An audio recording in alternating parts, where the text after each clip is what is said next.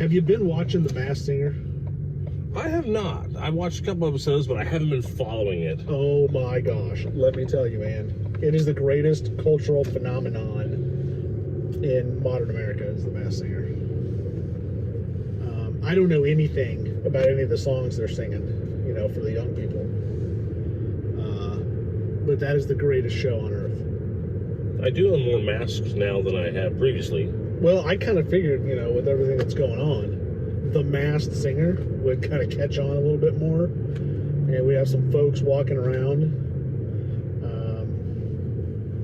You won't know what I'm talking about, but I should get me a turtle mask. I think would be great. A turtle mask. That's one of the characters. Oh. Yeah. Yeah. So I love that show. It's a great show. Welcome to episode 2, season 2 of the Real Estate Geeks. We're here in the Rolling Realtor studio. Hopefully you caught episode 1 and you found out that all our secret layers have been sold. That's right. So not much of a format change here. But Face for Radio Productions welcomes you back to the Rolling Realtor studio for episode 2. And we're going to chat about basements. We're chatting this season an awful lot about things you can do to increase, you know, the value of your property, remodeling going on, and, you know, really the best way to increase the value of your home is to add square footage.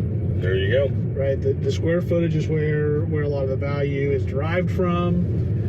So if you've purchased a home with an unfinished basement, or you have unfinished space in your basement, or maybe you're getting ready to buy a home and you're looking at an unfinished basement and thinking, how can I add value to this? Well, there's your potential. There's your potential, you know. And I got some statistics I think are pretty interesting. So, basement homes. If you buy a single level home, right, the main level of your home, that is where the value is. Homes with a basement, there's value in the basement, but the value of basements is lower than the value of the main level when it comes to appraisals, right? Even if the basement is finished, if the first floor is worth $100 a square foot, how much is the bottom floor worth, or the below grade square footage? Now that also applies if you have for example, a second floor on your house, then yes, that second floor, anything above grade is going to have the highest value. It's below grade has a little bit less value.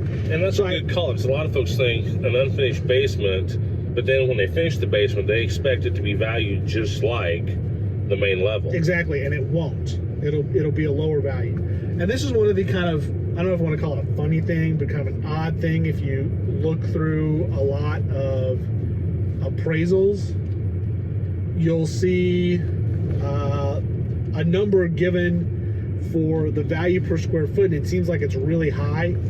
It's because on appraisals, appraisers are going to base the value on what the main level is worth. So the house might be listed for $100 a square foot, but then when you look at the appraisal, it says like $140 a square foot. That's because they're averaging the two levels together and giving the main level all the value. Kind of odd. I'm not going to get too deep into it, talk to an appraiser about that. But what we want to get to is what are those values when they're compared? So I did a little bit of research, and the average price of a walkout basement home right now in this area, in the Ozarks area, I did 4 counties around us, is about $83 a square foot. That's the average, right? Okay. A single level home where the main levels are comparable between the two is we're seeing closer to $100 a square foot. In some areas, it's closer to about 120. Here specifically in Branson, we're seeing new construction on single level homes well over $100 a square foot. Very well maintained and nicely remodeled homes are hitting the 110, 115 range very easily. We just did a major flip where we did a full gut on the house, and we sold that for $115 a square foot. It was virtually a brand new house inside. So that's kind of where your single level homes are sitting, or your main levels. Now that average doesn't doesn't sometimes match up, because what we see is in basements is you might have a 1,500 square foot main level and maybe 1,000 square feet finished downstairs. So you still have 500 square feet of unfinished space. So the big thing is that if you've got an unfinished basement, and just looking at those numbers would tell me that your basement is averaging out really more like around $50 to $60 a square foot. But if you were to finish 1,000 square feet in your basement, you're probably adding $45,000 to $50,000 in value. And right now, I can tell you what we've seen is finishing out a basement, say with a couple of bedrooms, a bathroom, maybe a family room. We've seen that maybe $28,000 to $35,000 in value. Oh yeah. So we talked yesterday about if you had a full kitchen remodel, you get back about 50% of the value. Finishing unfinished square footage is going to give you more like 150%. So you'll get back what it costs plus extra value, another say $15,000 to $20,000 in value. Yeah, not to mention your enjoyment of it, and then when you go to sell it, now you may be even changing the entire type of market you're in. Yeah, well, you move into a market that we have fewer of on the market at any given time, 4 beds and 5 beds. We have a lot of 3-2s. Very true. And we have a lot of custom homes around here that get built as 3-2s that have a walkout basement. And a lot of the basement is finished, and it's still only a 3-bed, 2-bed house. So getting into that category, into the 4-bed category, the 5-bed category, adds a lot of desirability. We're not necessarily saying that you get 10 or 15% more dollar value just because you're a 4-bed or a 5-bed. That could be possible. It's very market specific, but you will more desirable. There are more people looking for 4 and 5 bedroom homes than are available. 3-bedroom homes, there's a balance depending on the price range. That is the most common market is 3-2. So those are on the market, and there are a lot of people looking for them. But 5 beds and 3 beds, there are fewer in the market, but there are a lot of people looking for them. So it's supply and demand. So that I think that's a category to get into, finishing that square footage that has the most upside. Definitely. Lots of upside there. So if you do have an unfinished basement and if you're considering, well, should I remodel my kitchen or should I finish space in my basement, I would move towards finishing space in my basement first. I would agree that to get the most bang for your buck, so to speak. Most bang for your buck. Yeah. Very true. Okay, elephant in the room. Okay. So we talked about interest rates yesterday, and we touched on COVID-19, but let's go ahead and touch on COVID-19 itself. It happens to be a thing. There's a lot of news surrounding it right now. Yes. How is that affecting real estate? We talked about this a few weeks ago in our Facebook Live chat. The reason we're touching on it again is to get more specific on how it's affecting real estate.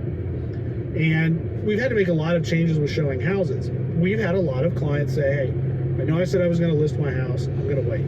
I know I was going to buy a house, but I'm going to wait. I don't see a reason to be afraid of listing your home right now or buying a home right now, because we have taken steps. We talked a lot about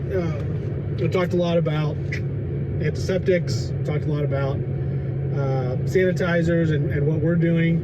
You know, one of the things that we do is when we go through a house and we're showing houses as a buyer's agent, whether the seller's agent requests it or not, we go in behind our clients with Lysol wipes, and we just wipe down all the door handles, all that kind of, whether they touched them or not. We do ask folks, you know, we're going to go in and turn everything on. Don't touch anything. Don't open any doors. And then we go back in again, even if it's just us. And we wipe it all down. We use the antiseptic sprays, you know, antibacterial hand soap.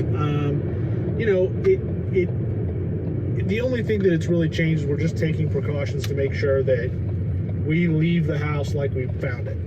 Try to keep everybody safe. Yeah, don't leave a trace, right? And I think all the agents that I've talked to are doing something to that effect.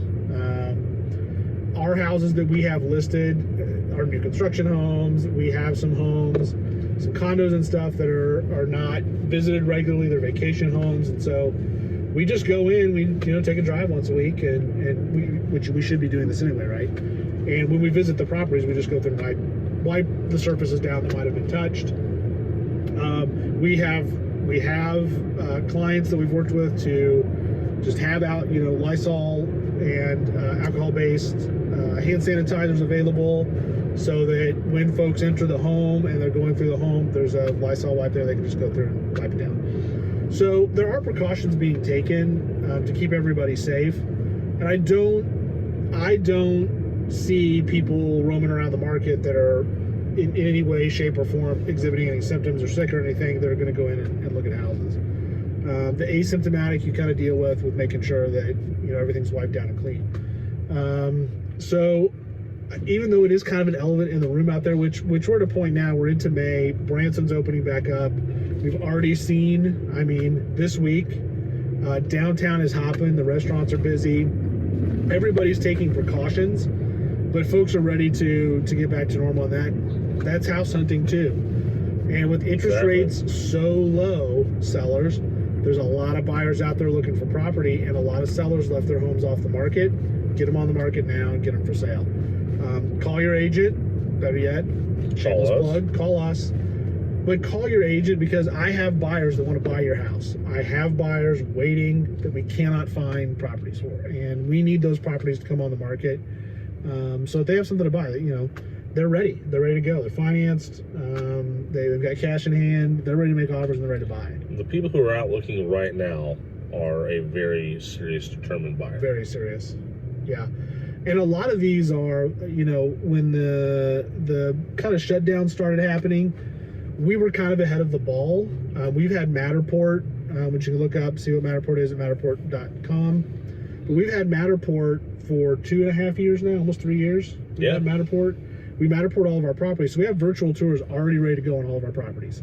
But we've been going in and we just did a video walkthrough of a condo for a client that is not here. He's out of state. He wants to come here, but he doesn't want to make the commitment to the trip, which I totally understand, to come down here unless he's pretty sure it's something that he likes.